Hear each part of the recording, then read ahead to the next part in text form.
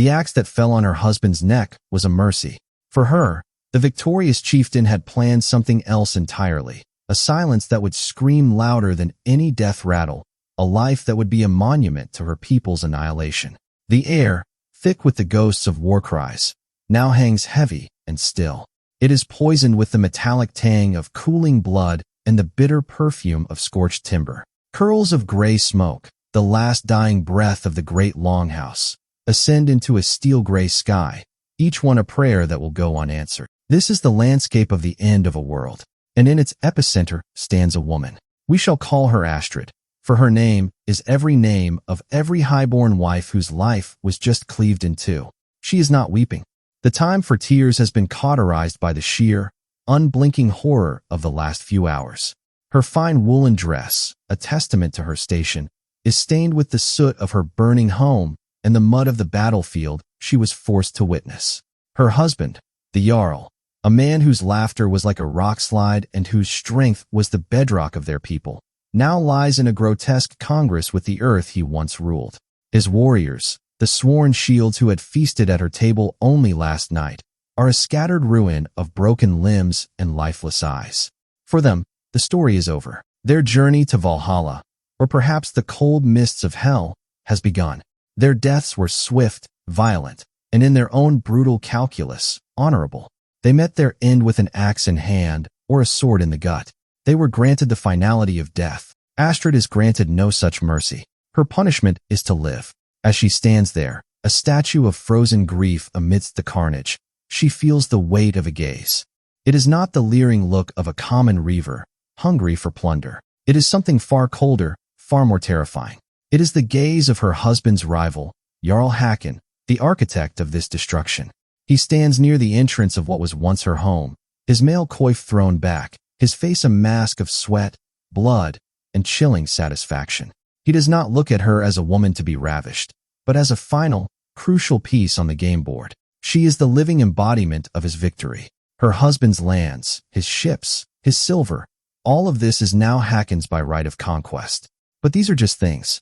Astrid represents something more profound. She is the vessel of her husband's bloodline, the keeper of his legacy, the mother of his heir.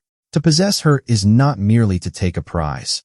It is to seize the future itself. In this moment, she understands the terrifying calculus of Viking power. She is no longer a person. She is an asset, a symbol, a weapon to be turned against the memory of her own people. Every instinct screams for her to snatch a fallen Seeks and carve her own ending, to join her husband in the uncertain dark. But she is paralyzed, not by fear, but by a sudden, horrifying premonition. She knows he will not kill her. Death would be too simple, too clean. It would make her a martyr, a figure for songs of vengeance. No, the punishment Hakon has devised is a masterstroke of cruelty, one designed to be inflicted not on her body, but on her very soul. For every day she is allowed to draw breath. Her mind, sharp and politically astute from years at her husband's side, races through the possibilities. Will she be made a slave, a thrall, forced to serve mead to the men who slaughtered her kin? It's a humiliation, but one that could be endured. Or will she be held for ransom, a bargaining chip to extract oaths of fealty from any surviving allies? Unlikely. Hakon is a man who finishes what he starts. The silence stretches, punctuated only by the groans of the dying and the crackle of the last embers. Hakon's men move about the field, their work of killing done, their work of looting begun. Yet they all give her a wide berth. They know she is not for them. She belongs to the Jarl, her fate his alone to decide. He begins to walk toward her, his heavy boots making sucking sounds in the blood-soaked mud. Each step is a drumbeat, counting down the last seconds of her old life. She lifts her chin, the last embers of defiance glowing in her eyes. She will not give him the satisfaction of her fear. She is the wife of a Jarl, and she will face her sentence with the dignity of her station, whatever it may be. He stops before her, his shadow falling over her like a shroud. He looks at her, truly looks at her, and sees not the woman, but the bloodline, the legitimacy, the legacy she carries within her. He sees the key to turning his bloody conquest into a permanent dynasty. He would not offer her a sword. He would not offer her chains. He would offer her a wedding ring. And in that offer lay the most profound cruelty imaginable. Before we can comprehend the true, soul-crushing horror of Hakon's verdict, we must first navigate the fog of myth that surrounds the women of the Viking Age. Our modern imagination, fueled by epic television series and romanticized tales, paints a vivid picture of a world teeming with shield maidens. We envision Lagertha, the fierce warrior countess from the tales of Saxo Grammaticus, fighting in the shield wall, her prowess in battle matching any man's. This image of the Viking woman as an axe-wielding, armor-clad warrior is undeniably compelling. It speaks to a desire for egalitarian heroes in a brutal past. But like many compelling myths, it is a brilliant and flattering distortion of a far more complex reality. While it is not impossible that some women took up arms in defense of their homes, the archaeological and legal evidence presents a different narrative. The vast majority of female greys from the Viking Age tell a story not of war, but of a different kind of power. They are buried with keys, with weaving implements, with fine jewelry, and with the tools of household management. These were not the accessories of a warrior. They were the regalia of a ruler of a different domain. To understand this, we must understand the fundamental Norse division of the world into two spheres, the Innengard and the Utangard. The Utangard, meaning outside the fence, was the world of men. It was the realm of raiding, trading, politics, and lawmaking. It was the world of the sea, the assembly, and the battlefield. The Innengard, or within the fence, was the domestic sphere. And here, the woman was not a subordinate, she was the master. The chieftain's wife was the husfrija, the lady of the house. She held the keys to the stores, managed the farm's production, oversaw the household finances, and directed the complex web of slaves, servants, and family members. When her husband was away on a raid, often for months or even years at a time, she was the absolute authority, the sole guardian of the clan's wealth and stability. Her power was real, respected, and legally protected. The Icelandic Grágis laws, the Grey Goose laws, affirmed that women could inherit property, had the right to a divorce if they were mistreated, and possessed a legal standing that was remarkable for the era. But this power, significant as it was, existed within a very specific context. It was intrinsically tied to her king group, to her husband and her male relatives who represented her interests in the Utangard. The famous Birka female warrior grave, BJ 581, discovered in Sweden, seemed for a time to be the definitive proof of the Shieldmaiden myth. Here was a skeleton, identified as female through osteology and DNA, buried with a full complement of high-status weapons, a sword, an axe, spears, arrows, and 2 shields. She was even buried with gaming pieces, suggesting a mind for strategy. For years, this was hailed as the grave of a female military commander. Yet the academic debate rages on. Was she a warrior? Or was she a woman of immense political and religious power, for whom the weapons were symbolic of her authority rather than tools of her trade? The truth is likely somewhere in between, and in either case, a burial like this is exceptionally rare. It is the dramatic exception, not the rule. The average high-status woman's power was not in her sword arm, but in her lineage, her alliances, and her command of the Innengard.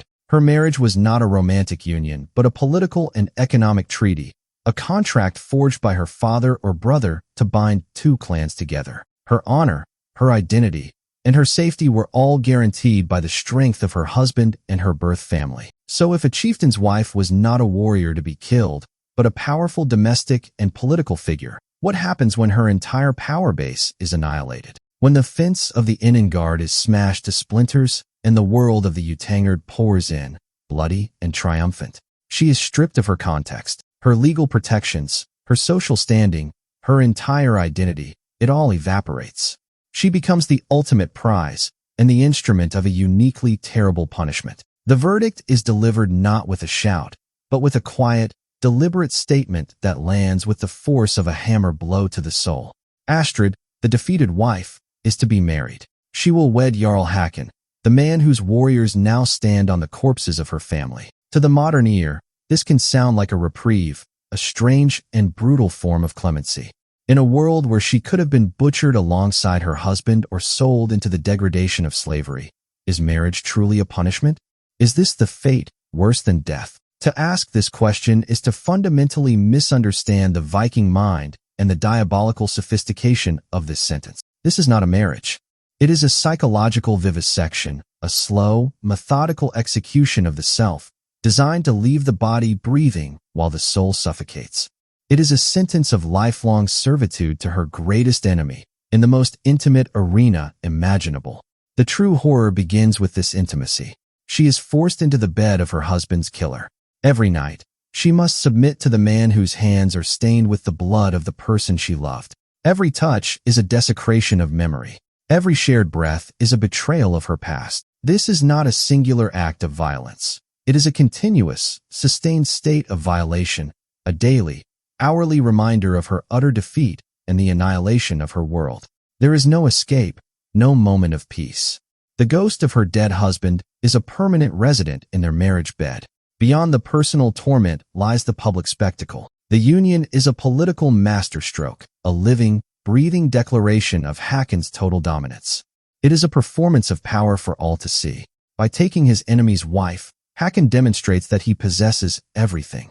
He has not only conquered his rival's land and hall, but he has also conquered his lineage, his domestic sphere, his woman.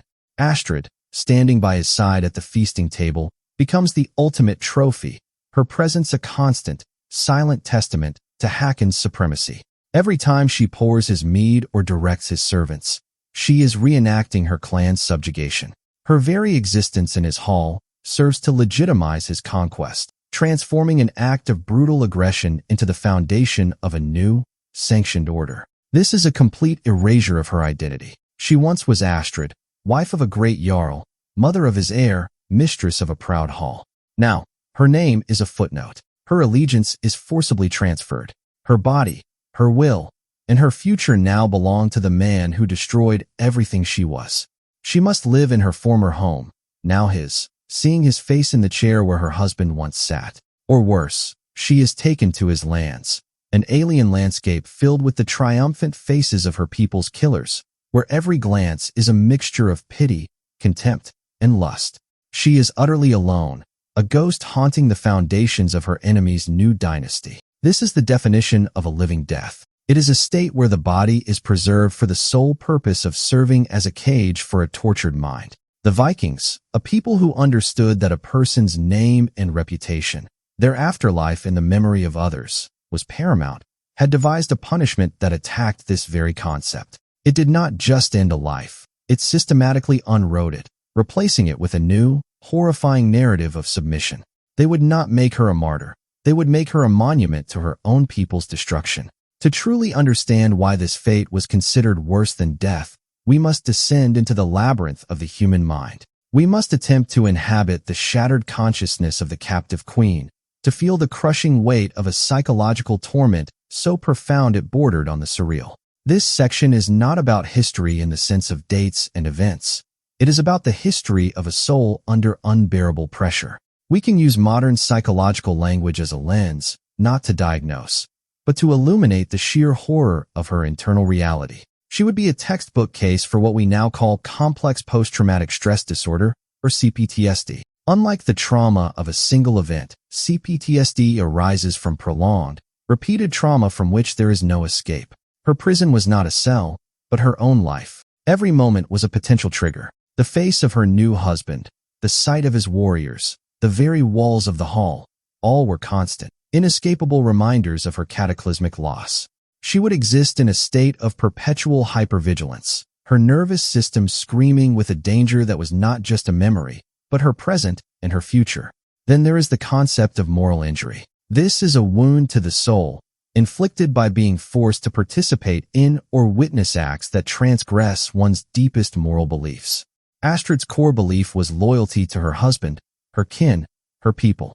Her new life is a systematic violation of that code. She must serve her enemy. She must sleep with him. She must act the part of the loyal wife. This forces a terrifying cognitive dissonance, a split in the mind where to survive. One must act in a way that feels like a fundamental betrayal of oneself. The guilt and shame would be a constant, corrosive acid eating away at her sense of self. But perhaps the most diabolical weaponization of her psychology was motherhood. A woman's primary role in this society was to produce heirs, to ensure the continuation of the bloodline. Now, this sacred duty is twisted into the ultimate act of erasure. Her body, which should have carried her husband's legacy forward, becomes the vessel for her enemy's lineage. She is forced to bear children for the man she hates. And here, the psychological trap becomes perfect. Nature dictates she will love her children. But every time she looks at her son, she will see his father's eyes. She will see the face of her conqueror. Her love for her child becomes inextricably intertwined with the symbol of her own people's extinction. She must raise her sons to be proud of the very name that destroyed hers. She must teach her daughters to honor the legacy that was built on the ashes of their maternal ancestors. How does a mind endure this? Some might have succumbed to a profound dissociation, a numbness where the spirit retreats so deeply into itself that the outside world becomes a distant, muffled play. Others might have developed a perverse form of what we now call Stockholm Syndrome, where, as a sheer survival mechanism, the captive begins to identify with the captor. A kind word from him, a moment of consideration, might be magnified in her mind into something resembling care, a desperate anchor in a sea of madness. It is not love, but a trauma bond, a coping strategy for an impossible situation. She would be expected to perform the duties of a lady of the hall, to be a gracious hostess, to manage the household, to bury her unending grief and incandescent rage under a placid mask of compliance. Every smile would be a lie. Every word of acquiescence would be a scream swallowed down. It is this daily, hourly, unending performance of a false life, this forced betrayal of her own heart and memory, that constitutes the core of this punishment worse than death. It did not just break the body, it was designed to unmake the mind. This psychological prison, as inescapable as it was, did not stand on its own. It was built upon a foundation of cold, hard law and reinforced with the unyielding iron of social custom. To the outside world, Astrid was now a jarl's wife, a position of immense status. But this was a cruel illusion, a title without a portfolio. The marriage that imprisoned her soul was also a legal cage, meticulously designed to strip her of any vestige of the power she once wielded. We must understand that not all marriages were created equal in the Viking Age. Her new union was not a partnership, it was an annexation.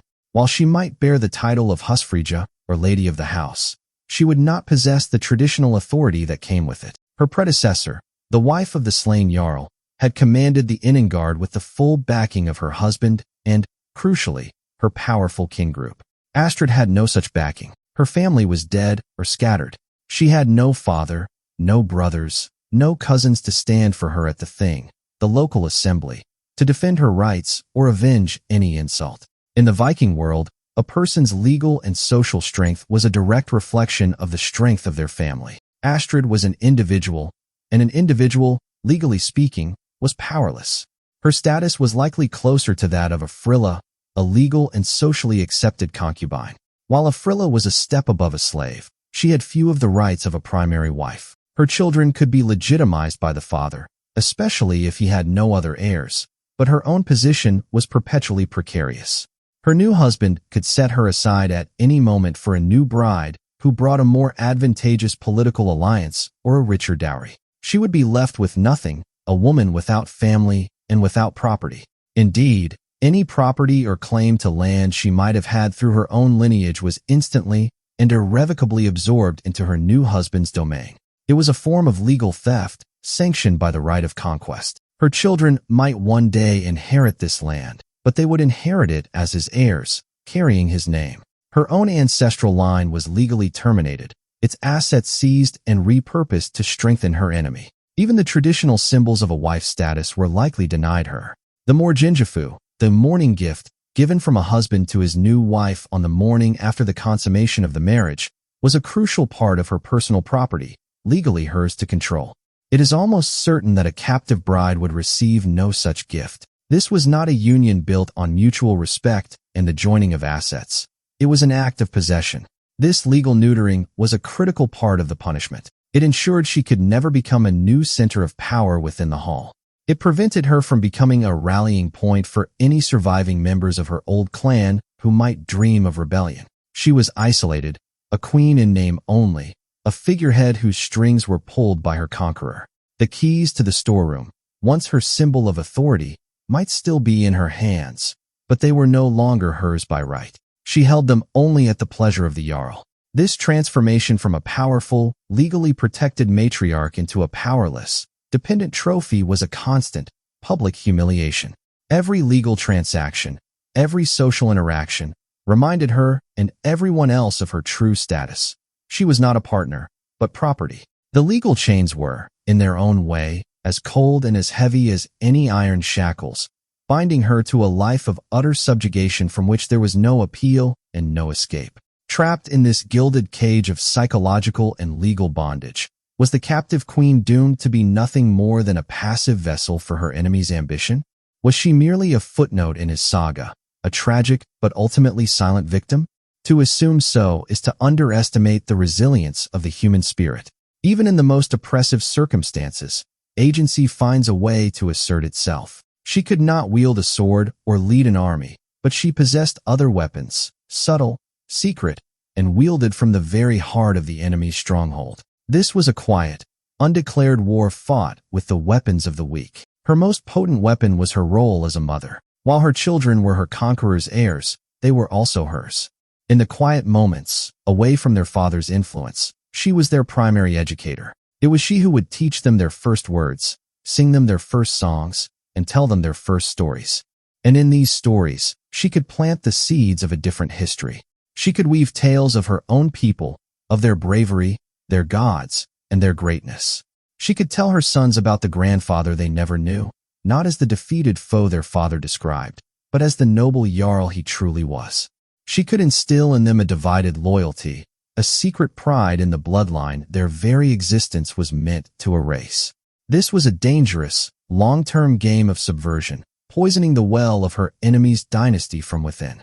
As the Lady of the Hall, she also became a repository of information. Warriors, drunk on mead, would boast of their exploits. Visiting chieftains would discuss alliances and strategies, often paying little mind to the quiet woman overseeing the serving of the drinks. But she was always listening. She would learn of rivalries, of weaknesses, of secret ambitions within her new husband's warband. A misplaced word here, a subtle suggestion there. She could stoke the embers of dissent, turning her husband's allies against one another. This was a treacherous game.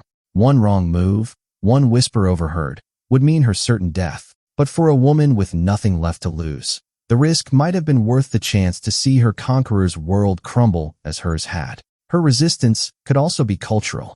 In a world where her husband was imposing his clan's traditions and gods, she could become a secret vessel of her own culture. In the privacy of her chambers, she might carve the runes of her ancestors, whisper prayers to her old gods, or teach her daughters the weaving patterns unique to her lost people. These small acts of defiance, invisible to her captor, were monumental acts of self-preservation. They were a refusal to be completely assimilated, a declaration that even if her people were gone, their memory would not be extinguished as long as she drew breath. In the most extreme and desperate cases, her resistance could become more direct. History and legend are filled with tales of women using poison, the most intimate of weapons, to enact their revenge. A special dish prepared for the jarl, a draught from a particular cask of wine.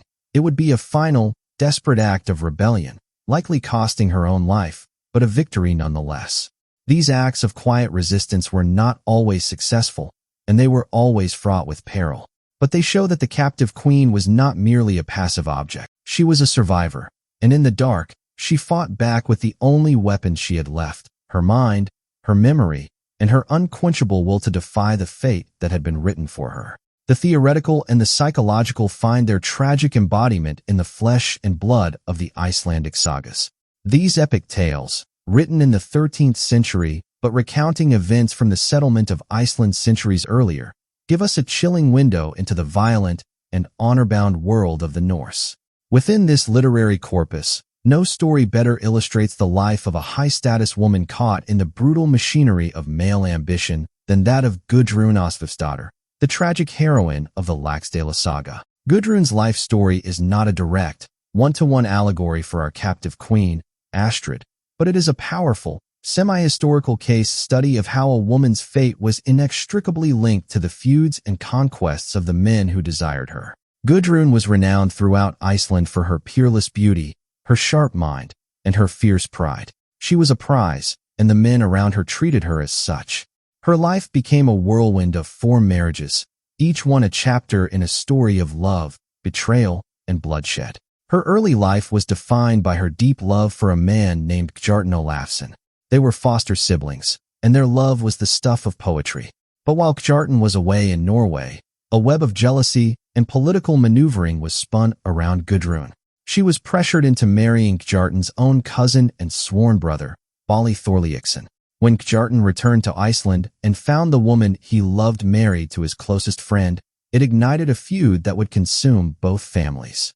The conflict escalated from insults to raids, culminating in Bolli, goaded on by Gudrun and cornered by Gjartan, striking the fatal blow against his cousin. In this, we see the echo of our theme. Gudrun is now bound in marriage to the man responsible for the death of the man she truly loved. Her home, her bed, and her future are now shared with a man who represents her greatest loss. The saga meticulously details the coldness and grief that defined their life together, a marriage built on a foundation of blood and betrayal. Gudrun later goads her own sons into avenging Gjartan by killing Bolli's killers, perpetuating the cycle of violence. Her life becomes a testament to the long shadow that trauma and forced unions can cast over generations.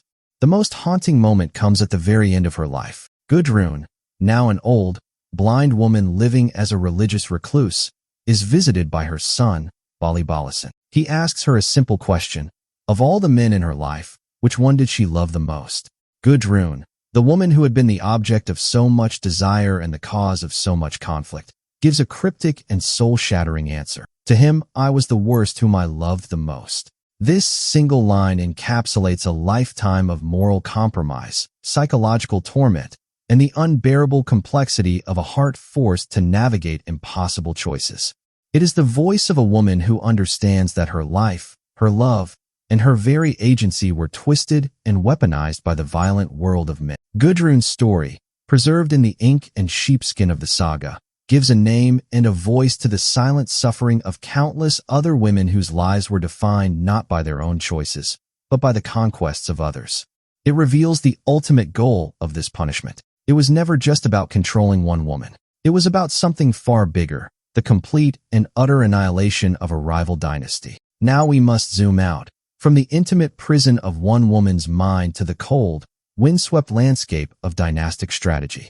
The forced marriage, for all its personal, psychological cruelty, was not an act of passion or spontaneous revenge. It was a move of chilling, calculated genius, the final, brutal checkmate in a generational game of chess played for the highest stakes, survival and legacy. To understand the Viking Age is to understand that power was synonymous with bloodline. A jarl was not just a man. He was the temporary custodian of an ancestral line, a living link in a chain stretching back to legendary, perhaps even divine, founders. His primary duty was to protect that chain and ensure its continuation through his heirs. His lands, his titles, and his very identity were bound up in his lineage. Therefore, the ultimate victory in war was not simply killing your enemy. A dead jarl could become a martyr. His sons or cousins could rise up to avenge him, creating a blood feud that could last for generations. The true, final victory was to kill his lineage. It was to ensure his name was never spoken again, except as a footnote in the story of your own triumph. And the forced marriage was the most effective tool for this dynastic annihilation. By taking his enemy's wife and impregnating her, a victor performed a masterful act of biological and cultural warfare. The children born of this union occupied a unique and powerful political space. Through their mother, they possessed a legitimate, biological claim to the conquered lands and titles. They were of the old blood, but through their father, they belonged to the new order. They carried the conqueror's name and owed him their loyalty. This single act achieved multiple strategic goals. Firstly, it usurped and replaced the rival bloodline. The very womb that was meant to produce the enemy's heirs now produced the victors. It was the ultimate act of appropriation. Secondly, it neutralized future conflict. It prevented revenge claims from a rival line because that line had now been folded into the conqueror's own. How can a people rise up to restore a defunct dynasty when its only living heirs are the sons of the new ruler? It brilliantly co-opted the very source of future rebellion. Thirdly, it legitimized the conquest. An act of violent aggression was laundered through the institution of marriage and inheritance. The new Jarl was no longer just a conqueror. He was the stepfather and father to the rightful heirs, seamlessly grafting his own family tree onto the stump of the one he had just felled.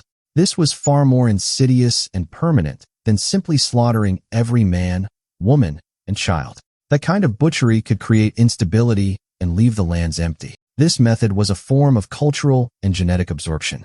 It didn't just destroy the enemy, it overwrote them, using their own legacy as the parchment for a new story. It was a checkmate from which there was no recovery, a quiet, biological conquest that ensured the victory would last not for a season, but forever. This brutally effective strategy has been largely overshadowed by the more gory, cinematic punishments of the Vikings. It is a quiet horror, a fate whose victims have been largely forgotten by history. Why has this punishment, so common and so strategically vital, been relegated to the footnotes of history? Why do our popular retellings of the Viking Age fixate on the theatrical brutality of the blood eagle, an execution ritual whose very existence is still fiercely debated by historians, while overlooking the quiet, lifelong agony of the captive wife? The answer lies in the nature of storytelling itself. The blood eagle is cinematic. It is a spectacle of gore and religious fervor, a perfect, shocking centerpiece for a tale of Viking ferocity. The forced marriage, by contrast, is a quiet horror. Its violence is internal, its duration is a lifetime, and its stage is the domestic sphere. It is a long, slow, psychological drama, not a climactic moment of bloodshed. Its cruelty is more profound, but less spectacular. And so, history, and especially popular history, often chooses the spectacle. This fate is hidden in plain sight throughout the sagas. Women are exchanged, married off, and claimed as prizes of war constantly. But it is usually mentioned as a matter of course, a political transaction that sets the stage for the more important actions of the male heroes. The narrative rarely lingers on the internal experience of the woman herself. We see the strategic marriage, but we are not invited to dwell on the wedding night. We see the birth of the new heir, but we are not asked to consider the mother's shattered heart. The focus on the male warrior's journey, on the world of the Utangard, has cast a long shadow, obscuring the human cost paid by the women who were the silent currency of power. But we must understand that this was not a rare or exceptional event. For every Jarl who met his end on the battlefield, there was likely a wife whose ordeal was just beginning. This was a fundamental tool of state building in a violent and volatile age. The great dynasties and kingdoms of the early medieval period were not built solely on the strength of their armies, but on the strategic absorption of their rivals. And the captive wife was the linchpin of that strategy. She was the gateway through which one bloodline was extinguished and another was entrenched. So we are left with a final, haunting image. Picture Astrid, no longer the defiant young woman in the ruins of her home, but a grandmother, old and gray. She sits by the fire in the great hall, her husband's hall, her conqueror's hall. Her grandchildren, the strong and proud heirs of the Jarl, play at her feet. In their faces, she sees both everything she has lost and everything she has been forced to create. She sees the ghost of her first husband in the line of a jaw, and the triumphant eyes of her second husband looking back at her. Her entire life has been a monument to a historical process, her personal tragedy the bedrock of a new political reality. The greatest conquests are not marked by fields of the dead, but by the cradles of the conquered, rocking to the victor's tune. Her punishment was not a moment of death, but a lifetime of erasure, a fate truly, profoundly worse.